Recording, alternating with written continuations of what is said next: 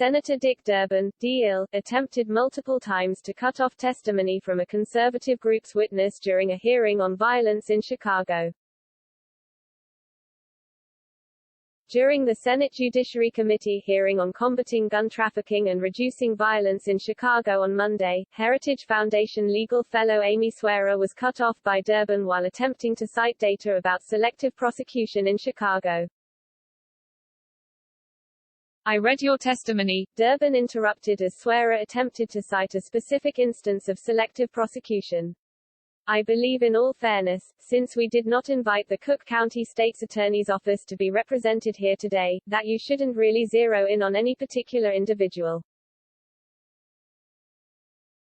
Swearer was attempting to cite an incident in October in which a mid-morning gunfight in Chicago left one person dead and two wounded, with police seeking charges such as murder and aggravated battery against 5 individuals involved.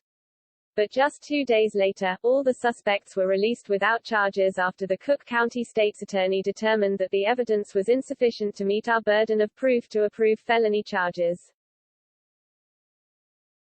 Swearer was undeterred by Durbin's interruption, arguing that the committee should be looking at the consequences of not charging 5 individuals who shot up a residential neighborhood, on a Friday, who none of which were charged, and were released on Monday. "How does impact the feeling of confidence?" she asked. "How does that for communities? I think that is a valid thing to consider."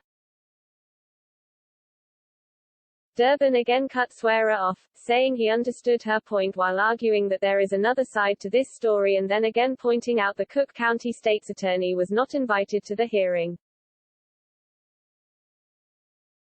After the hearing, Swearer took to social media to vent her frustrations with the Illinois senator. Senator Durbin held a hearing on Chicago-specific violence, then cut me off when my explanation was too Chicago-specific, Swearer said on Twitter Monday. "The story he didn't want you to hear?" Police arrested 5 men who fired over 70 rounds at a Chicago home. Prosecutors released all of them without a single charge.